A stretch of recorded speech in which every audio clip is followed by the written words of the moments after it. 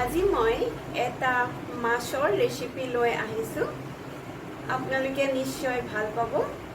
মই যিহেতু বেংগলত থাকোঁ, গতিকে ইয়াত এই মাছটোক কয় টেঙৰা মাছ আৰু অসমীয়াত এইটো শিঙৰা মাছ। মই বনাম বেংগলৰ ফেমাছ টেঙৰা মাছেৰ জোল আৰু অসমীয়াত এইটো হ'ব শিঙৰা মাছৰ জোল। খুব ভাল লাগে খাই। এইটোত বিশেষ কোনো স্পেচিয়েল ইনগ্ৰেডিয়েণ্টছ নালাগে, যিখিনি আমি ৰেগুলাৰ ইউজ কৰোঁ সেইখিনি দিয়েই মই ৰেচিপিটো বনাইছোঁ। আপোনালোকে চাই থাকক। শিঙৰা মাছ মই 400 গ্ৰাম লৈছোঁ। বিলাহী 2টা মিডিয়াম চাইজৰ পেষ্ট বনাই লৈছোঁ। 2টা পিঁয়াজ গ্ৰেট কৰি লৈছোঁ। কেঁচা জলকীয়া 2টা, আদা লৈছোঁ 1 ইঞ্চি আৰু এটা মিডিয়াম চাইজৰ আলু আৰু ধনিয়া পাত লৈছোঁ।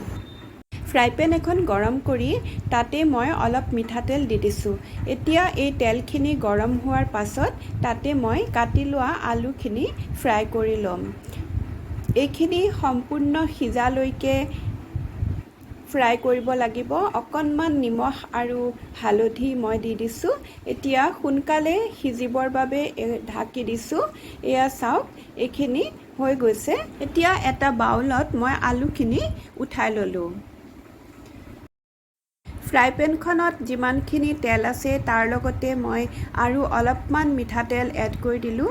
তেলখিনি সম্পূৰ্ণ গৰম হোৱাৰ পাছত তাতে এটা এটাকৈ মাছখিনি মই দি দিছোঁ।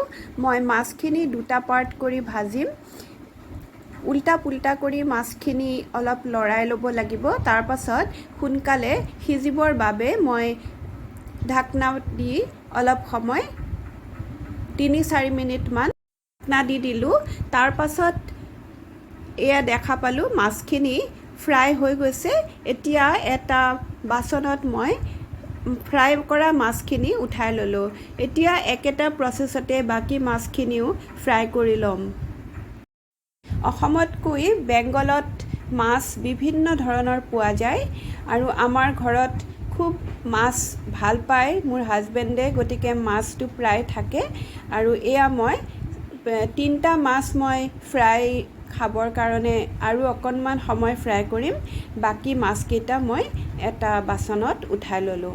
এই মাছকেইটা আৰু অকণমান সময় ঢাকি দি ফ্ৰাই কৰি ল'ম, তেতিয়া খাবলৈ খুব ভাল লাগে।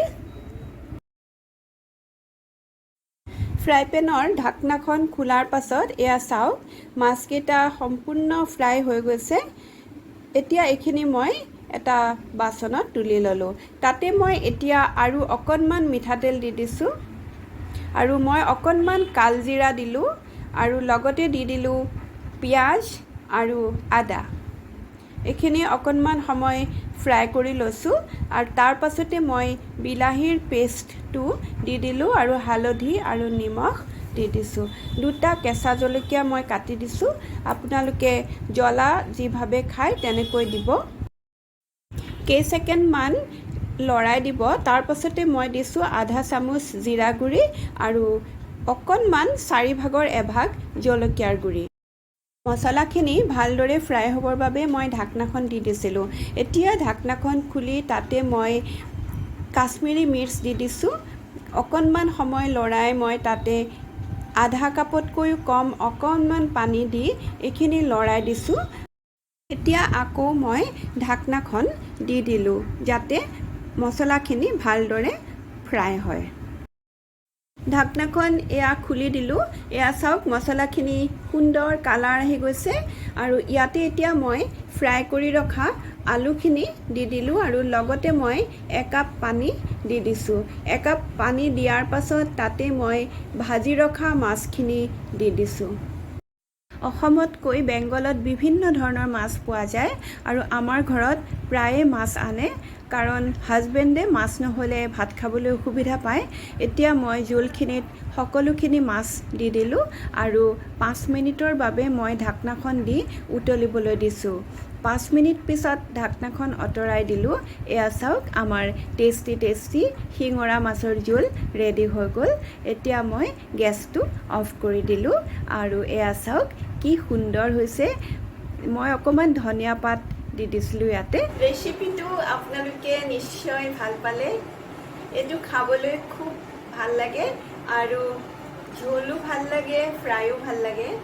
আপোনালোকে ট্ৰাই কৰিবচোন আৰু লগতে মোৰ চেনেলটো ছাবস্ক্ৰাইব কৰি দিব, লাইক কৰিব, কমেণ্ট কৰিব, শ্বেয়াৰ কৰিব বন্ধুৰ মাজত আৰু লগতে কাষতে থকা বেল আইকনটো প্ৰেছ কৰি অল কৰি দিব যাতে মই দিয়া প্ৰত্যেকটো ৰেচিপিৰ নটিফিকেশ্যন আপোনালোকে পোনপ্ৰথমেই পায়।